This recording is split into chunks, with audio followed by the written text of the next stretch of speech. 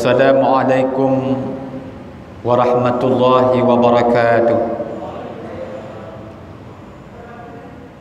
Innal hamdalillah nahmaduhu wa nasta'inuhu wa nastaghfiruh. Asyhadu an la ilaha illallah wa asyhadu anna Muhammadan abduhu wa rasuluh la nabiyya ba'da.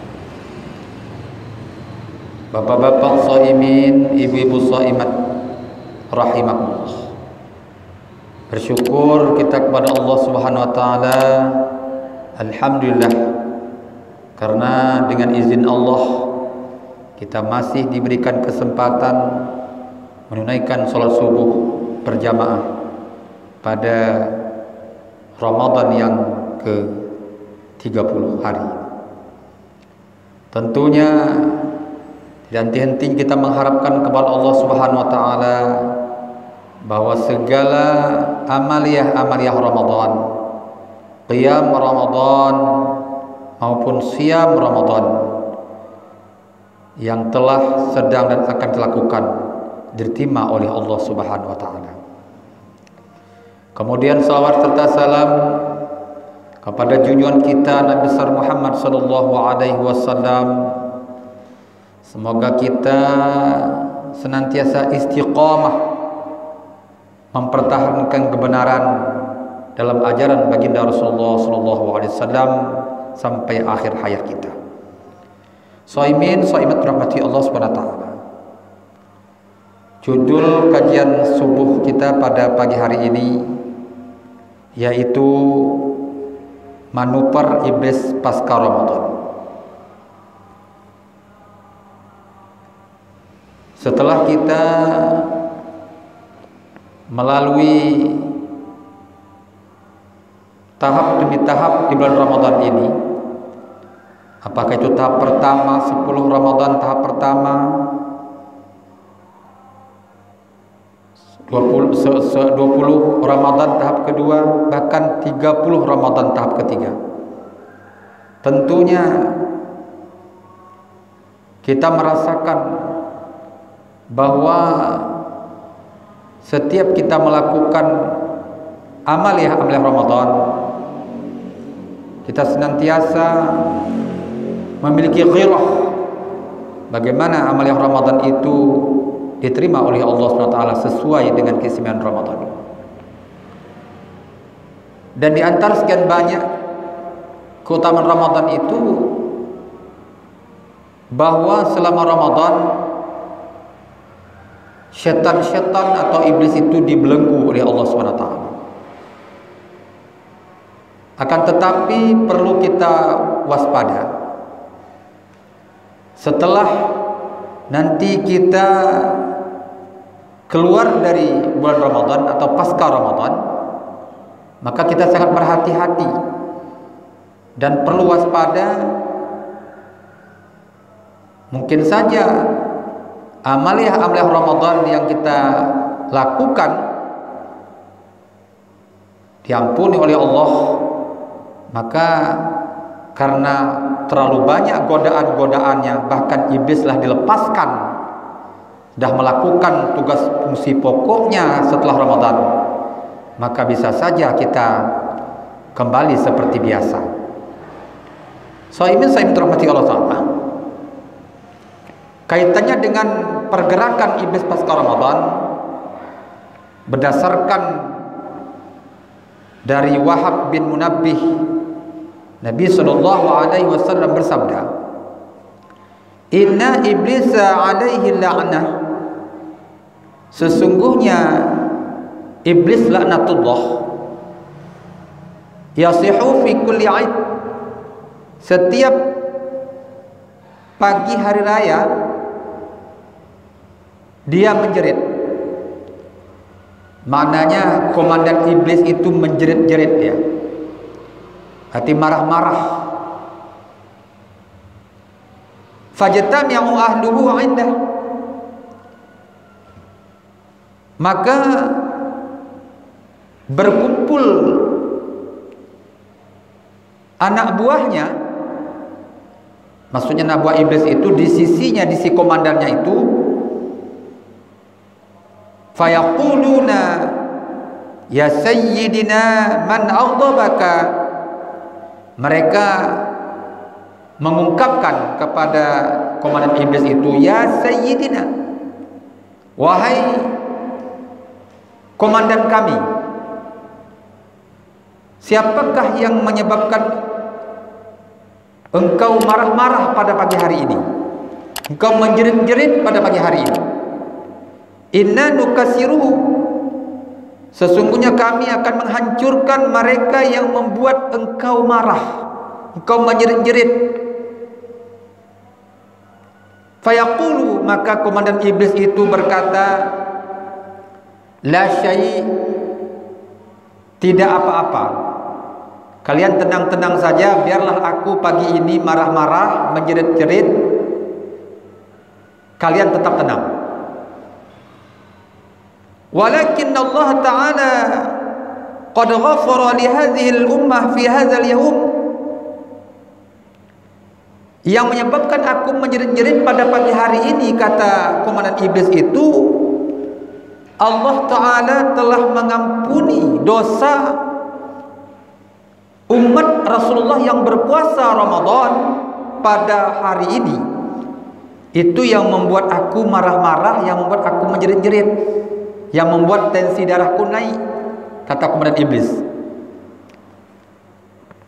Jadi kalau begitu bagaimana, dan apa yang harus kita lakukan, apa yang harus kami lakukan supaya ketika Allah telah mengampuni dosa mereka, ketika amaliyah mereka diterima oleh Allah, ketika doa mereka dijabahkan oleh Allah, lalu apa manuver pergerakan yang harus kami lakukan, strategi yang harus kami lakukan untuk menghancurkan mereka? Sekarang dengarkanlah anak buahku, dengarkan orasi pidatoku. Apa kata komandan iblis? Fa'alaikum an taghshaluhum bil lazat. Strategi yang harus kalian lancarkan pasca Ramadan nanti, pertama, sibukkan mereka itu dengan kelezatan-kelezatan dan kenikmatan-kenikmatan. Ini merupakan sebuah anak panah yang harus kita lancarkan kepada mereka, karena mereka ini senang dengan hal-hal yang lezat-lezat, hal yang nikmat-nikmat, sehingga mereka lupa untuk mempertahankan tarbiyah Ramadan selama 1 bulan penuh. Pada pagi hari raya selesai sholat Idul Fitri, mereka disuguhkan dengan makanan yang lezat-lezat, minuman, apakah minuman air kaleng, yang bergas, yang non gas, dan macam-macam makanan. Akhirnya perut mereka penuh dengan berbagai macam makanan, minuman. Lalu apa yang terjadi? Ketika perut penuh, mata mengantuk, dan badan sudah mulai lemas-lemas dan banyak malasnya. Akhirnya ketika azan dikumandangkan, apakah itu azan zuhur, azan asar, azan maghrib, itu sudah mulai jaringannya melemah. Akhirnya apa kata mereka ketika diajak ke masjid?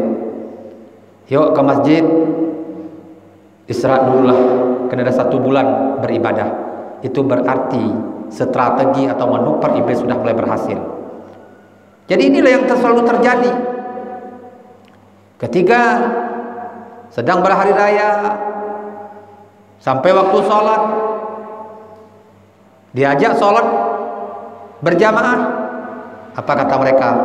Salam sajalah sama Pak Imam, ya, ini tanggung mau melanjutkan perjalanan untuk bersilaturahim. Saimin rahmati Allah SWT.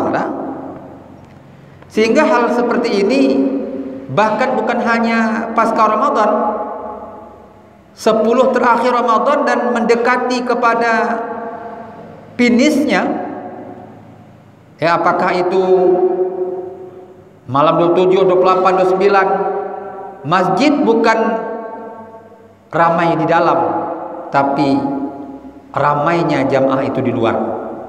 Ini sudah nampak kecenderungannya adalah kelezatan, kenikmatan yang semu. Akhirnya lupa untuk menyempurnakan ibadah kepada Allah Subhanahu wa taala. Kemudian yang kedua, wasyahawat. Sibukkan mereka dengan keinginan, dengan syahwat. Setelah Ramadan, yang disunahkan oleh baginda Rasulullah SAW itu bersilaturahim ke tempat keluarga, ke tempat orang tua, ke tempat paman, handai tolan, famili. Namun fakta menunjukkan bahwa setelah Ramadan selesai sholat itu bukan bersilaturahim, tapi disibukkan pergi ke pantai. Apa tujuannya? Refreshing, hiburan, melihat konser-konser dangdut. Itu tujuannya. Berarti ini salah satu manuver iblis untuk menghancurkan amalia Ramadan, orang-orang yang berpuasa Ramadan. Sibuk dengan keinginan-keinginannya, dengan syahwatnya, dengan hawa nafsunya. Yang bukan sunnah mereka lakukan, yang sunnah mereka tinggalkan. Kemudian yang tiga adalah sibukkan mereka dengan wasyarbul khamar, yaitu minuman khamar. Ini biasanya adalah kaum muda, karena merasa sudah bebas, sudah keluar dari Ramadan, maka bebas melakukan apa saja tanpa mengikuti rambu-rambu. Akhirnya salah satu mereka melakukan dosa besar, yaitu penghulu dari segala dosa, yaitu minuman keras. Karena kalau sudah minuman keras itu akan melahirkan beberapa dosa-dosa yang lain. Hatta yabghaduhumullah, sehingga Allah murka kepada mereka. Jadi karena apa yang dilancarkan oleh iblis laknatullah beserta anak buahnya dengan tiga senjata tadi, tiga manuver tadi, maka Allah murka, sehingga seharusnya dosa mereka diampuni oleh Allah, amaliah mereka diterima oleh Allah, doa mereka dijabahkan oleh Allah. Maka semuanya, kalau ibarat pepatah mengatakan panas 1 tahun disiram oleh hujan 1 hari, habis semuanya amaliah Ramadan itu karena sebab mengikuti rayuan-rayuan, manuver-manuver iblis laknatullah. Saya ingin rahmati Allah SWT. Lalu bagaimana untuk menyelamatkan dari perangkap-perangkap iblis, dari manuver-manuver iblis pasca Ramadan? Minimal ada 4 untuk menyelamatkan kita dari perangkap-perangkap iblis itu. Yang pertama adalah manfaatkan bekal kejujuran. Jadi shaiman bahwa selama Ramadan kejujuran kita ditempa oleh Ramadan, digembleng, karena kita paham kejujuran inilah mengantarkan kepada sebuah kebahagiaan. Kejujuran inilah standar bahwa ibadah kita diterima oleh Allah SWT.